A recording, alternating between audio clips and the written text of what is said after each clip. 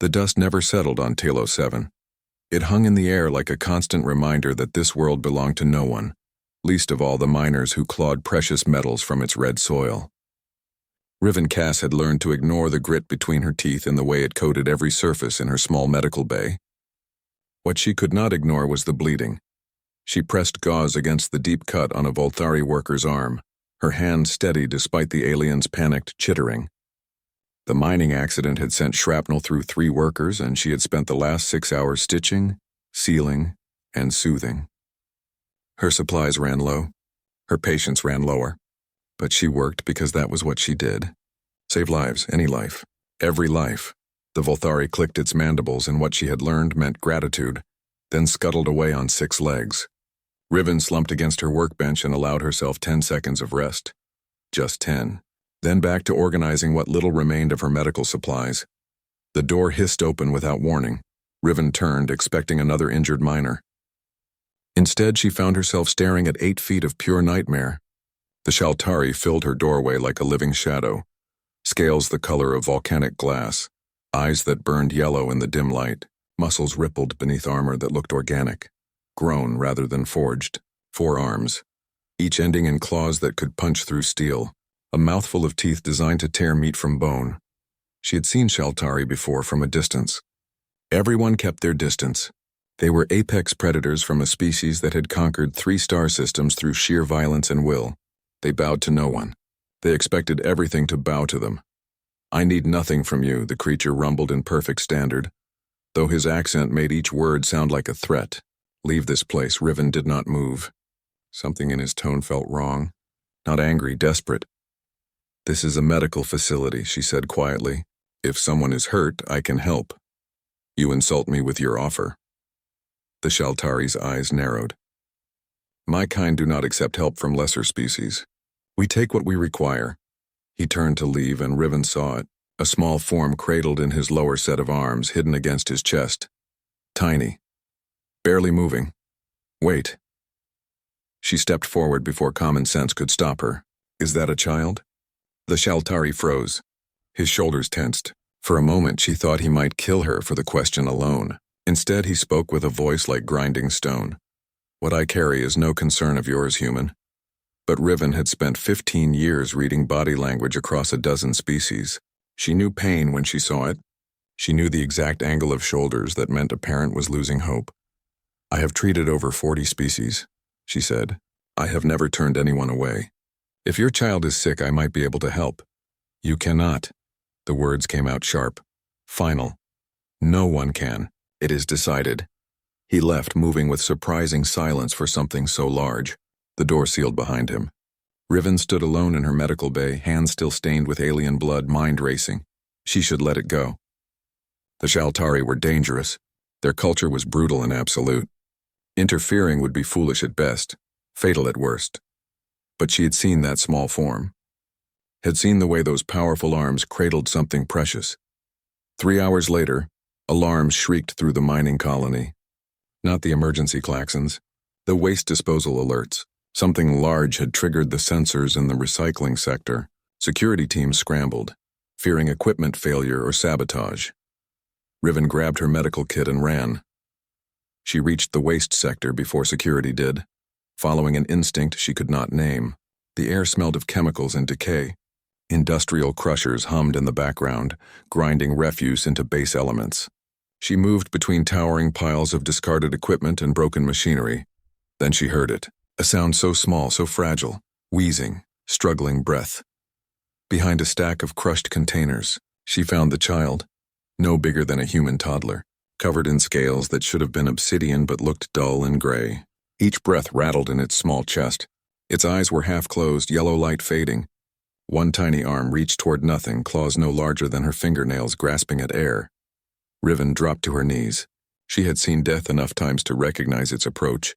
"No," she whispered. "No, not like this." She pulled the scanner from her kit, hands shaking now despite years of training. The readings made her stomach drop. Genetic degradation, cellular collapse. The child's own body was destroying itself from the inside. Without treatment, it had hours. Maybe less. A shadow fell across her. She looked up into yellow eyes that burned with something beyond rage, beyond grief, The Shaltari loomed over her, all forearms tensed. "Step away from it," he commanded. "This child is dying," Riven said. She did not move. "I can try to save it. It is already dead. Our law is clear. The weak do not survive. To help them is to insult their honorable end. To show mercy is to show contempt." His voice cracked on the last word. "Step away." Riven looked at the child, then at the father. She understood now. This was not abandonment. This was execution by inaction. Their culture demanded it. She made her choice. No. The word hung in the recycled air between them. The Shaltari stared at her as if she had spoken in a dead language. Perhaps she had. Perhaps mercy was a dead language to his people. "You dare refuse me?" His claws extended. "I could tear you apart before you drew another breath." "Yes," Riven agreed. She carefully lifted the child, cradling its burning body against her chest. "But you would have to kill me to stop me. And I think you have already killed enough today." She watched emotions war across that alien face. Rage, shame, hope, despair. Finally, the Shaltari stepped aside.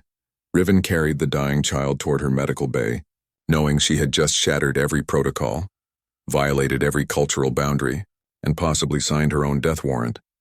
She did not care. Behind her, in the shadows of the waste sector, a father watched her go and wondered what kind of creature would risk everything for another's shame. Riven's medical bay became a war room.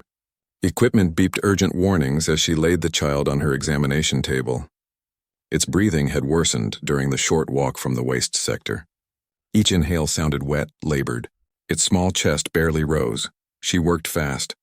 Scanner readings streamed across her display, painting a picture more terrible than she had feared. The genetic markers showed a rare mutation, one that caused the body to attack its own cells. It was like watching a building collapse from the inside. Without intervention, the child would be dead within 2 hours. Computer search medical database. Genetic degradation syndrome, Shaltari physiology. The system chimed. No data available. Shaltari biological information restricted. Access denied, of course. The Shaltari shared nothing. They viewed their biology as a military secret.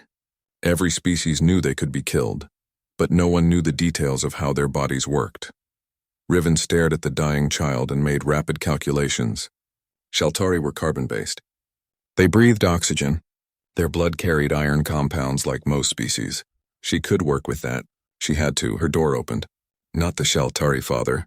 Instead, Dren, the colony's administrator, stormed in with 2 security officers behind him. The Kelleran's 4 eyes blazed with anger. "What have you done?" Dren's voice clicked with agitation. "Do you understand what you have brought into this colony?" "A dying child," Riven said without looking up from her work. She was preparing an injection, hands steady. "Same as any other patient." "That is not any other patient. That is Shaltari. Their culture forbids interference with the weak. You have violated their most sacred law. Then their law is wrong." Dren's tentacles writhed. "You do not get to decide that. I have 3,000 beings living in this colony. If the Shaltari see this as an insult, they will kill us all to restore their honor. Send the creature back now." Riven looked at him then. Really looked at him. "Get out of my medical bay. I am ordering you to get out." Her voice dropped to something cold and final. "Or I will file a formal complaint that you attempted to interfere with emergency medical treatment. Your career will end today instead of mine." The 2 security officers shifted uncomfortably.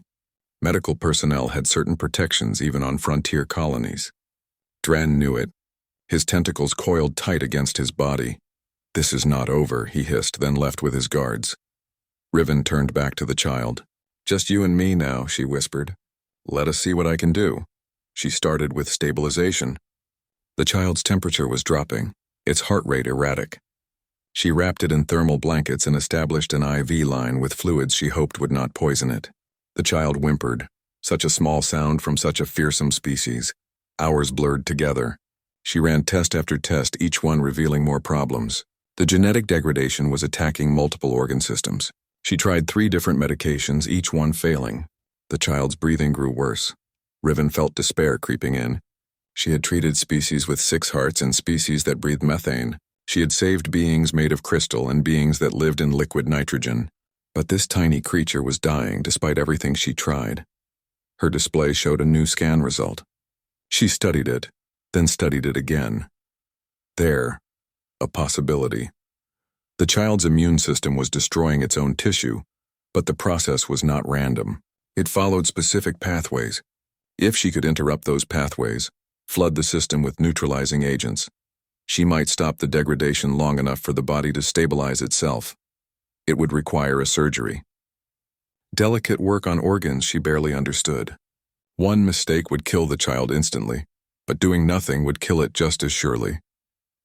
Riven prepared her surgical field. Her hands did not shake. They never shook during surgery.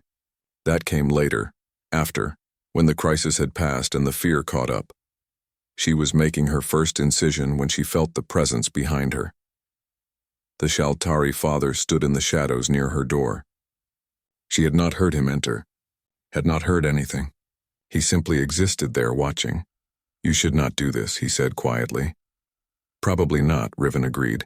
She worked carefully, exposing the organs she needed to reach. "But I am. Why?" The question carried genuine confusion. Riven paused, considering her answer.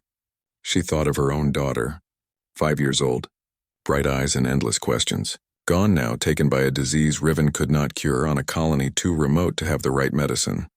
"Because someone should," she said. "Because children do not choose to be born weak or strong. They just deserve a chance. Our way is not cruel," the Shaltari said. His voice carried a strange quality, defensive. "The weak suffer longer if they survive. Better a swift end than slow pain. Maybe." Riven worked deeper, finding the organ cluster she needed. "Or maybe you tell yourselves that because it is easier than admitting you are afraid. We fear nothing. Everyone fears something. You fear weakness because your whole society is built on strength. One crack in that foundation and everything falls apart. So you get rid of the cracks before anyone sees them?" Silence. "Then you do not understand our ways?" "No," Riven agreed. "But I understand loving your child. That part is the same everywhere." She heard movement, looked up briefly. The Shaltari had stepped closer into the light. His yellow eyes watched every movement of her hands.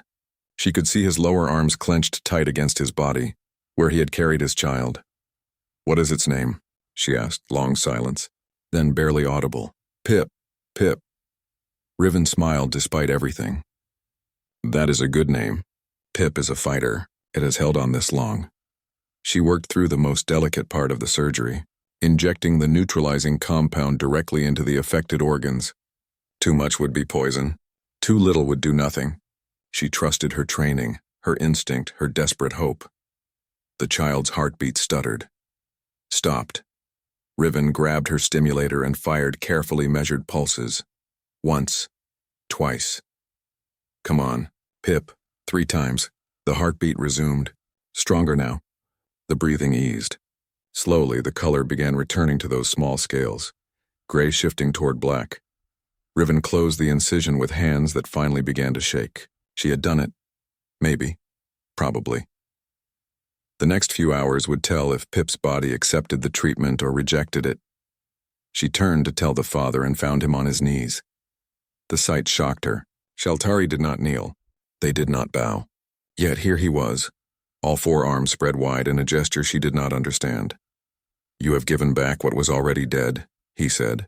"I have no words for this in your language or mine." Riven wiped her hands clean and pulled up a chair. She sat heavily, suddenly aware of her exhaustion. "Stay with Pip," she said. "Talk to it. Let it hear your voice. That matters more than anything I did here." The Shaltari rose and moved to his child's side. One massive hand, so careful, touched the small forehead. Riven watched them and wondered what she had started. What consequences would come? But for now, in this moment, a child breathed and a father hoped. That had to be enough. News traveled fast in small colonies. By morning, everyone knew that the human medic had saved a Shaltari child. By noon, everyone knew that the child's father had not killed her for the insult. By evening, the whole station whispered about what it meant. Riven ignored the whispers. She had spent the night monitoring Pip, adjusting medications, watching for signs of rejection or relapse. The child had stabilized. Not healed, not yet, but stable. Its breathing came easier. The gray tint had left its scales. When Riven checked its vitals at dawn, Pip's eyes had opened briefly, focusing on her face with surprising awareness before drifting closed again. Small victories. She would take them. Craven, as she learned the father was named, never left. He stood in the corner of her medical bay like a statue carved from obsidian, silent, watching. When other patients came, limping in with injuries or illnesses, they took one look at the Shaltari and fled.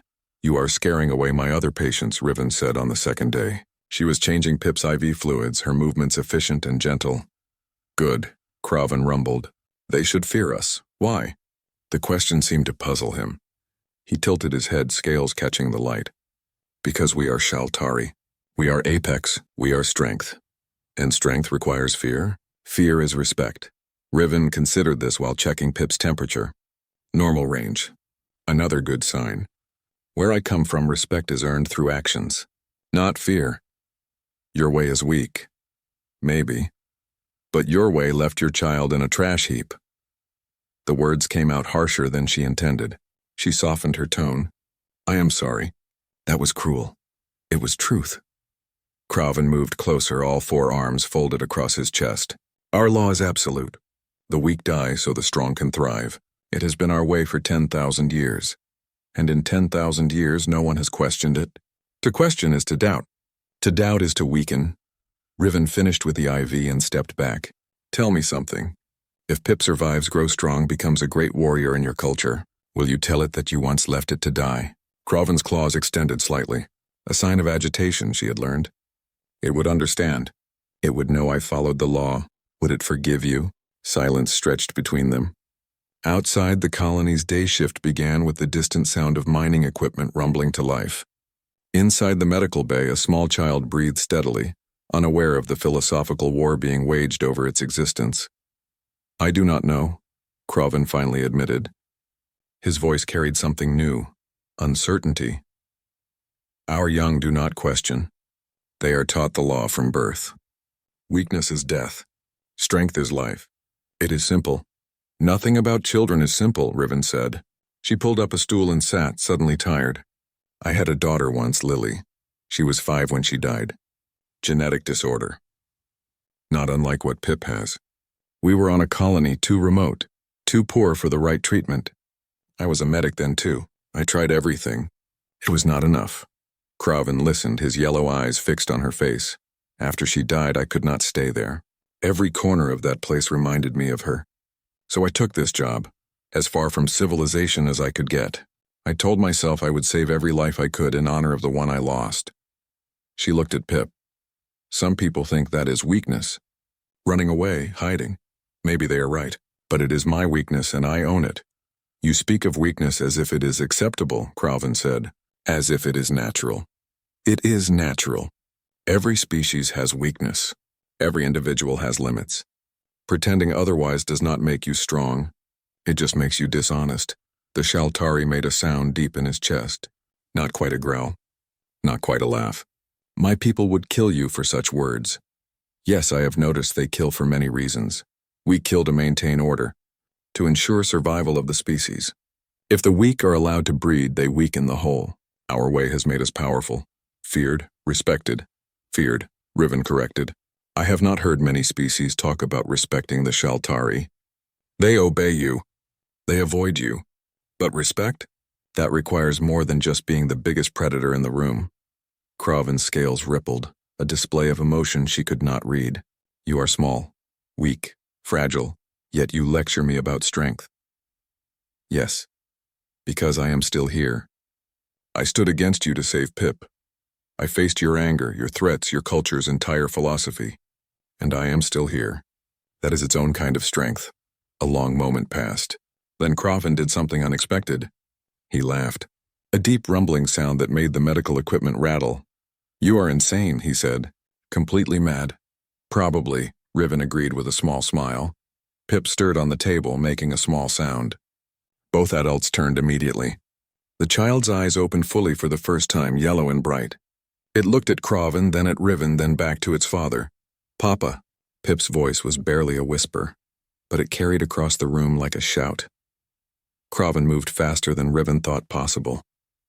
All four arms reached for his child, cradling Pip with infinite care. "I am here, little one. I am here." "Hurts less," Pip murmured. "Feel better. Yes, you're healing." The human made you well. Pip's gaze found Riven. Human helped? Yes, why? The question hung in the air. Kraven looked at Riven, clearly curious about her answer. Because you deserved help, Riven said simply. Because every child deserves a chance to grow up. Pip seemed to consider this with surprising seriousness for one so young. Papa says we should die. Papa might be learning that the law is not always right, Kraven said quietly. His eyes met Riven's. Perhaps there are different kinds of strength. Outside the medical bay, Riven heard shouting. Multiple voices raised in anger or alarm. She moved to the door and looked out into the corridor. A crowd had gathered. Miners, technicians, security personnel, and at the center of it all, 3 more Shaltari warriors, their scales gleaming with battle markings. Dren pushed through the crowd, his tentacles writhing with stress. They just arrived on a military ship. They are demanding to see Kraven. They are demanding to see you. Riven, I think they are here to enforce their law. Riven looked back at Kraven, who had gone very still. The High Command has sent enforcers, he said. Word of my shame has reached our home world. They have come to restore honor. What does that mean? Riven asked, though she suspected she knew.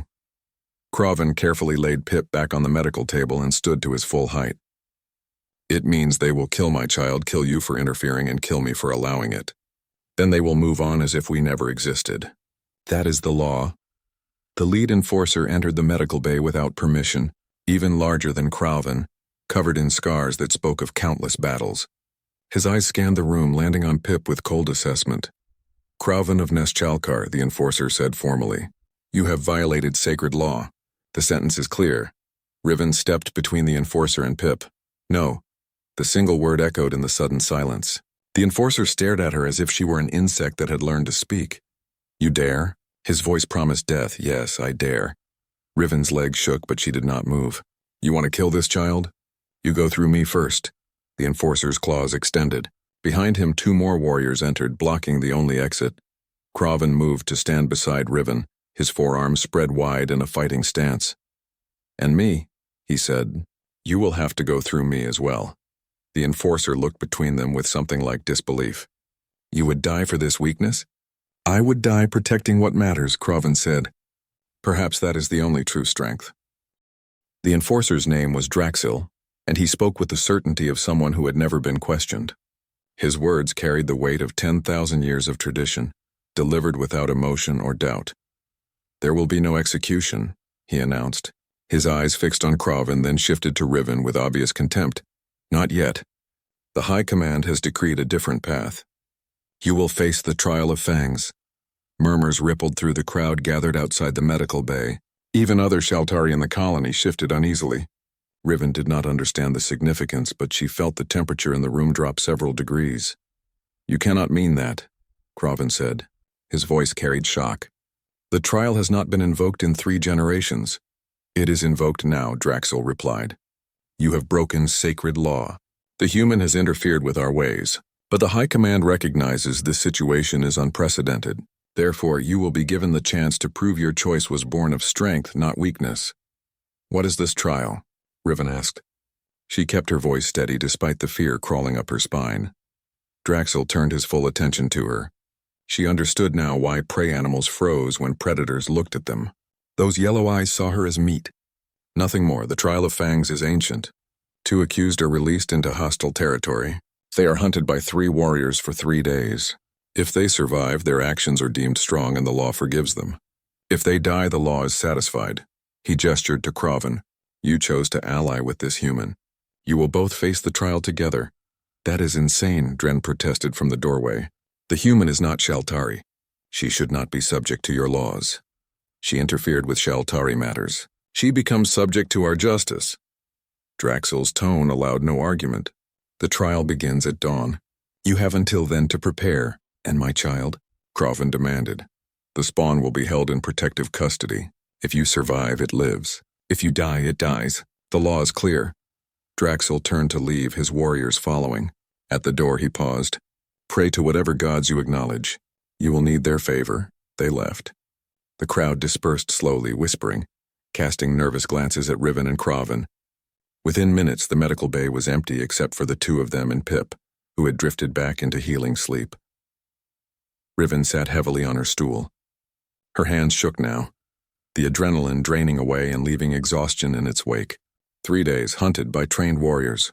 Elite hunters, Kroven corrected. The finest our species produces. They will not miss. They will not hesitate. They will kill with efficiency and without mercy. Wonderful. Riven laughed, a slightly hysterical sound. I am a medic. I have basic survival training. I have never hunted anything larger than a rabbit. I am going to die. Yes, probably. Kroven looked at her with something like respect. But you will die bravely. That is more than most achieve. That is not comforting. It was not meant to be comforting. It was meant to be truth. Riven stood and began gathering supplies. Medical kit. Water purification tablets. Emergency rations. Her hands moved on autopilot while her mind raced. 3 days. 3 trained killers. Hostile terrain. What is Telos 7 like outside the colony? She asked. Volcanic. Unstable. The atmosphere is breathable, but the land shifts constantly. Lava flows, toxic geysers, predatory wildlife. It is why the colony stays within the protected zone. Kroven watched her preparations. You are planning to survive. I always plan to survive. Even when the odds are terrible. The odds are not terrible. They are impossible. Then I will do the impossible. She sealed her supply pack and turned to face him. You know the hunters. You know their tactics. Can we beat them? Kroven's laugh held no humor. Beat them? No, evade them for 3 days. Perhaps if we are clever and lucky. Clever I can do. Lucky? Riven shrugged. We will see. They spent the remaining hours planning. Kroven described Shaltari hunting techniques with clinical precision. The way hunters worked in coordinated triangles. How they used sound and scent to track prey. Their preference for nighttime attacks when their vision excelled over most species. They will expect you to be weak, Kroven said. They will focus on me as the primary threat. Use that, stay low, stay quiet. Let me draw their attention. So your plan is to die first and let me run? Riven shook her head. No, we work together or we die together. Together is faster death. Maybe. But I did not save Pip just to abandon you in some hostile wasteland. She checked her equipment one more time. Besides, you are thinking like a Shaltari. All combat, all aggression. I am human. We fight differently. How do humans fight? Riven smiled, though it did not reach her eyes. We cheat. We use tools. We manipulate our environment. We are not the strongest or the fastest or the deadliest, but we are stubborn, and we are creative, and we do not give up even when we should. Dawn came too quickly. Draxel returned with his warriors and a transport vehicle. They bound Riven and Kroven's wrists with restraints that would dissolve after they were dropped in the wilderness. Professional, efficient, cold. Before they left, Riven stopped beside the medical table where Pip slept. She touched the child's forehead gently, feeling the warmth of healing life beneath her palm. Be strong, little one, she whispered. We will come back for you. Pip's eyes opened briefly. Promise? I promise. The transport flew over endless red wasteland. Volcanoes dominated the horizon, spewing ash into the perpetually gray sky. Lava flows carved orange rivers through black rock. Steam geysers erupted randomly, some large enough to destroy a building. Riven saw movement in the distance, massive shapes that might have been animals or something else entirely. They landed in a canyon surrounded by sharp cliffs. The restraints dissolved as promised. Draxel stood at the transport's open door, looking down at them with his cold hunter's eyes. 3 days, he said. We will come at dusk. Run far, run fast. It will not matter. He tossed 2 small devices at their feet. Emergency beacons. Activate them if you wish to surrender and die quickly. It is the only mercy you will receive. The transport lifted away, leaving them alone in the hostile silence of Telos 7's wilderness. Riven picked up one of the beacons and studied it. Then she crushed it beneath her heel. Kroven watched her destroy the second beacon with approval. No surrender, she said. No surrender, he agreed. The sun was beginning its descent toward the horizon. In a few hours, darkness would fall and the hunters would come. Riven looked around the canyon, her medic's mind already cataloging resources. Rock formations for shelter, plants that might be useful, water sources we need to move, Kroven said. Put distance between us and the landing site. No, we need to think. Riven knelt and began sketching in the dust. They expect us to run, so we do not run. We prepare. We turn this canyon into a nightmare for anyone who enters it.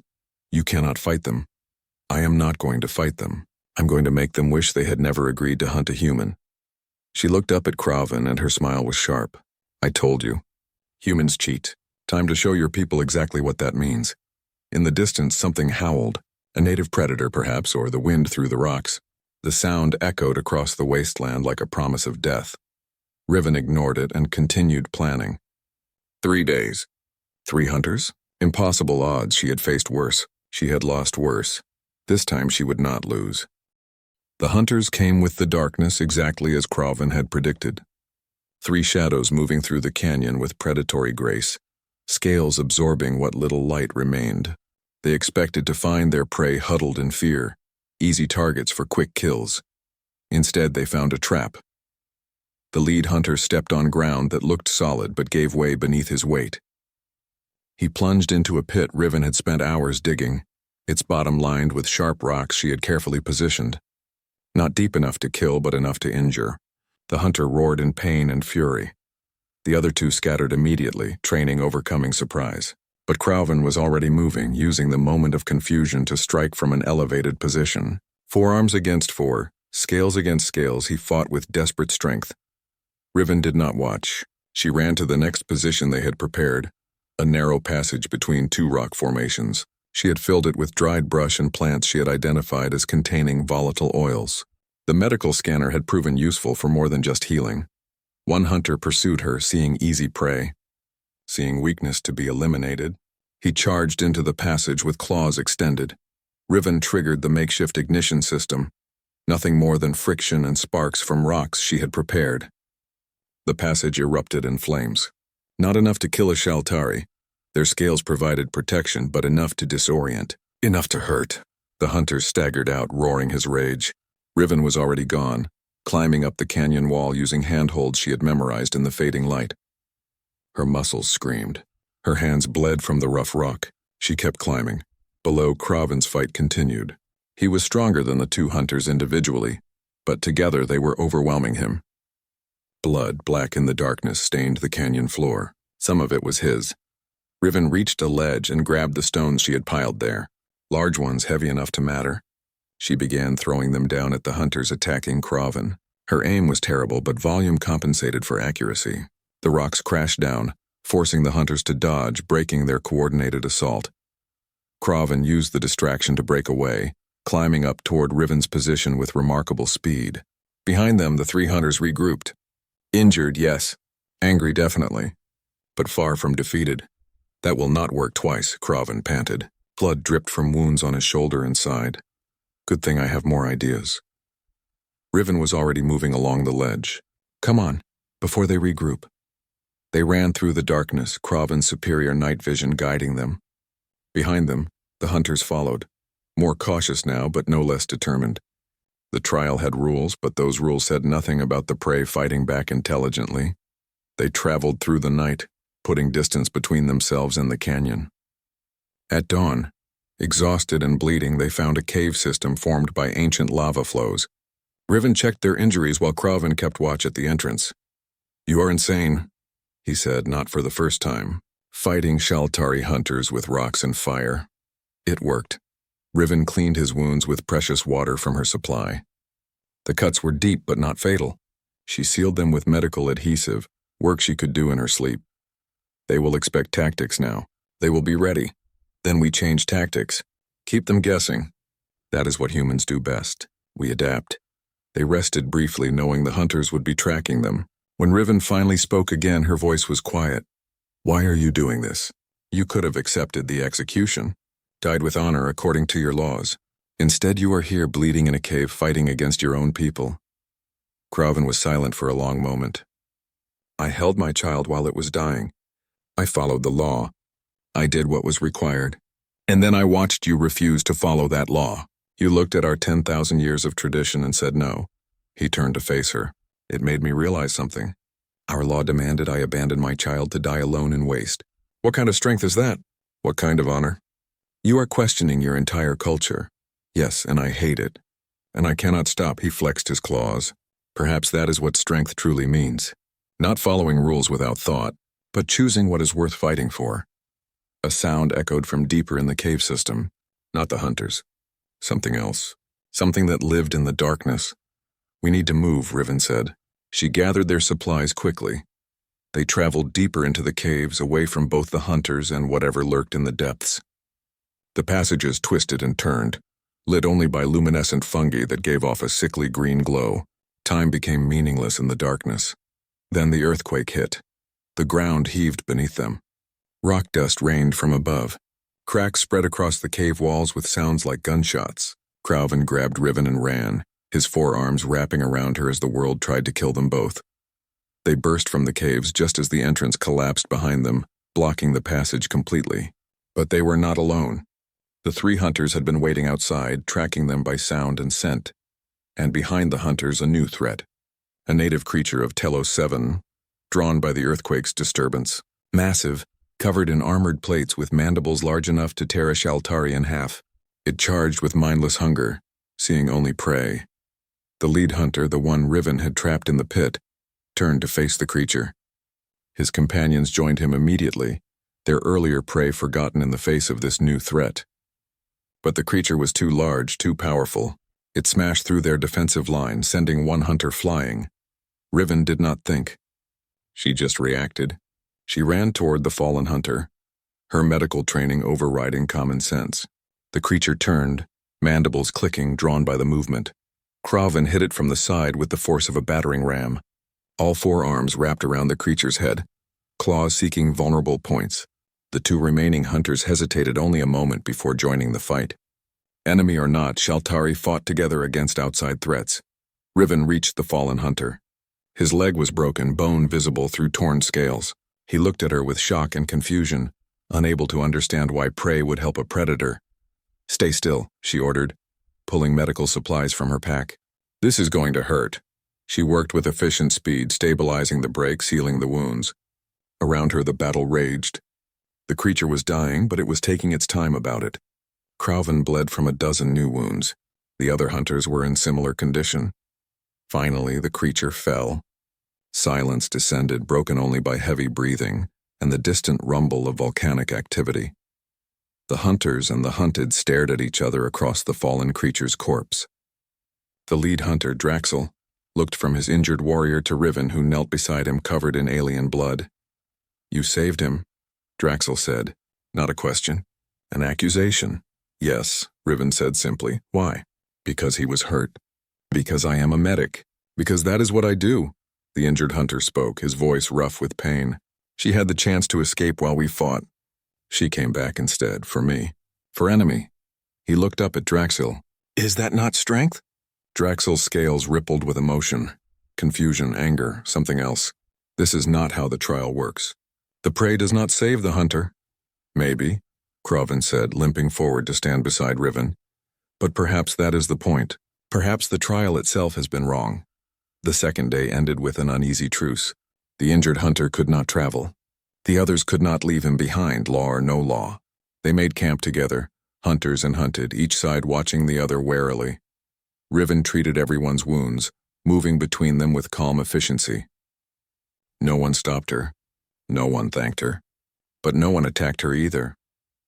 In the darkness of Telos 7's night, surrounded by those who should have been killing her, Riven finally allowed herself to hope. One more day. Just one more day to survive. Then they could go home to Pip. Dawn broke over Telos 7 with angry red light. The third day. The final day. If Riven and Crowven survived until dusk, the trial would end.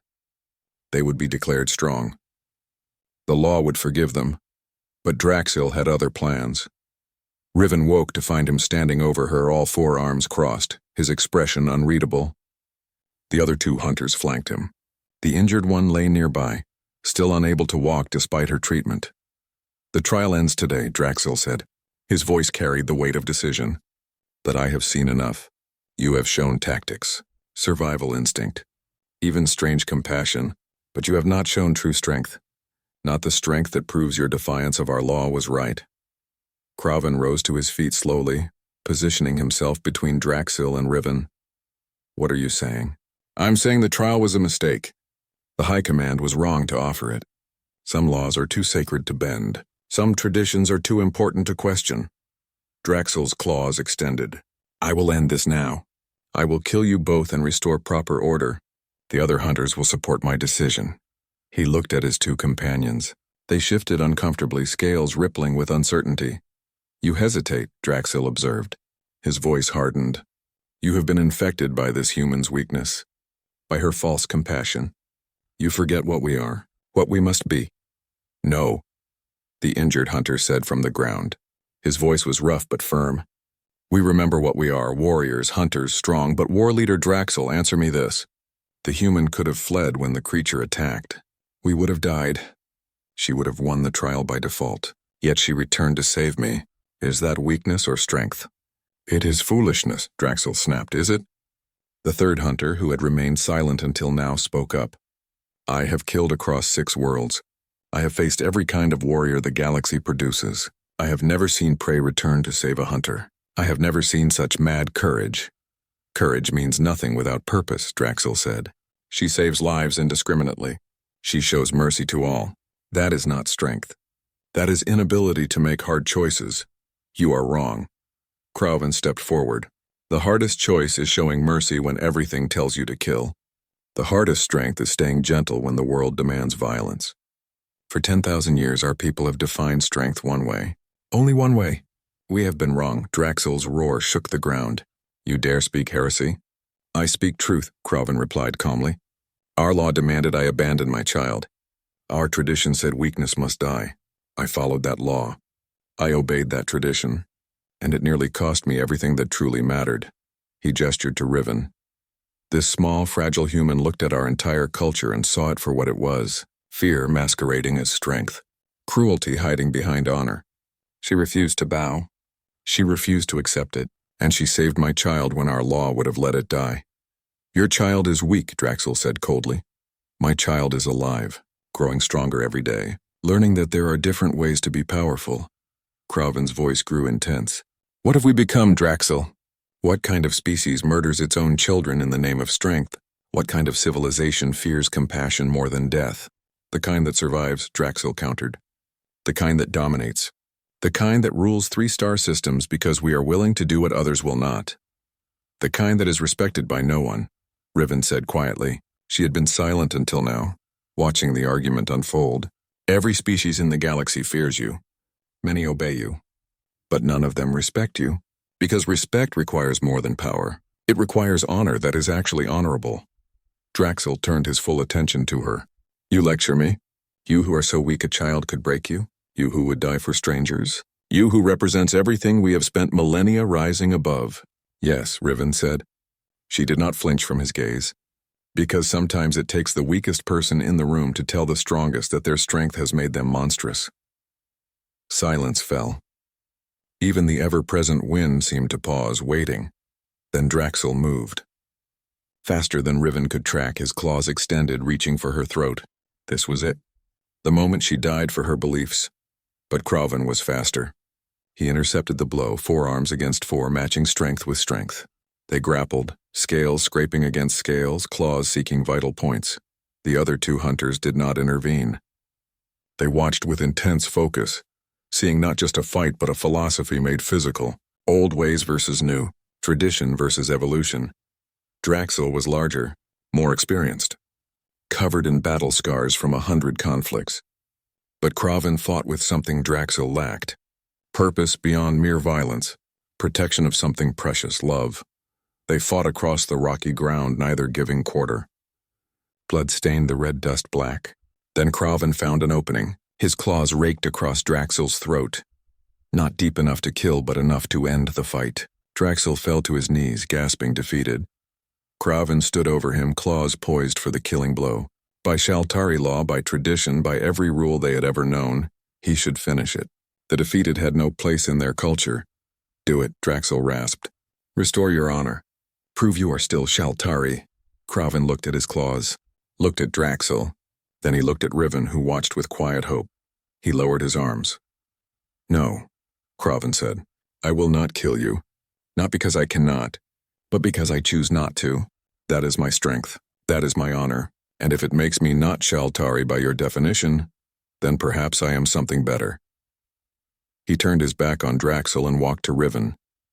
Then, slowly, deliberately, he lowered himself to his knees before her, all four arms spread wide in a gesture of submission, respect, and gratitude that no Shaltari had ever shown to another species.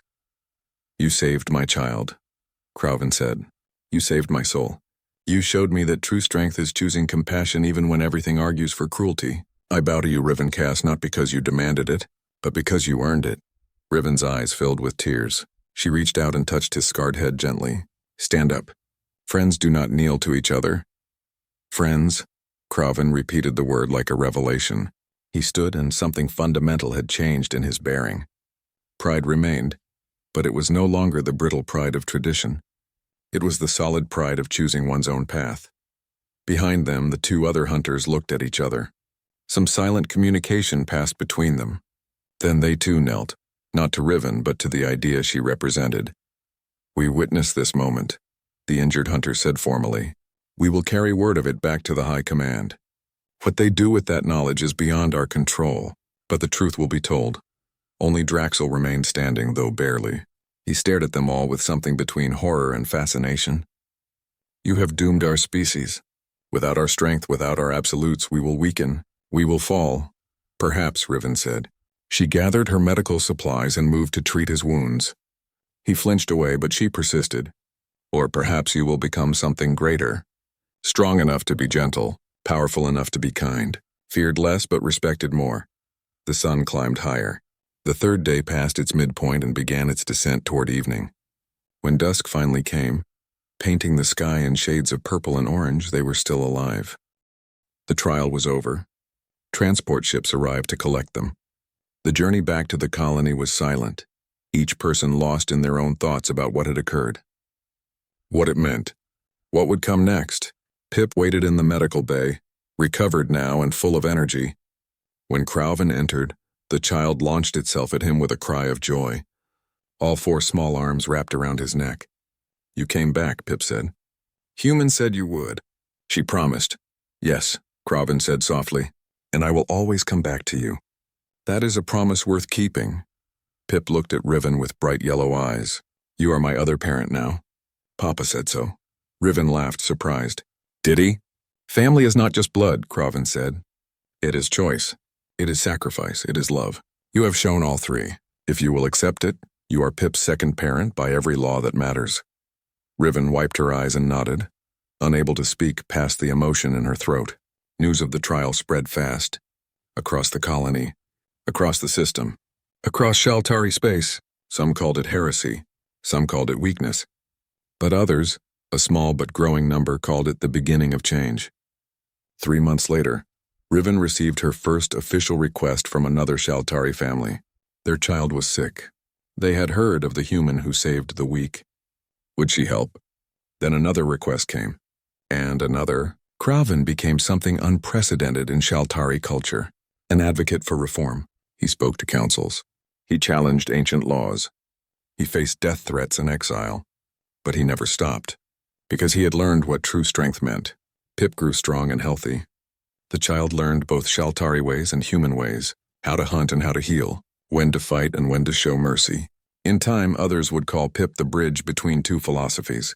One evening, as the station's artificial sunset painted the colony in golden light, Riven sat with Crowven watching Pip play with other children, human and alien alike.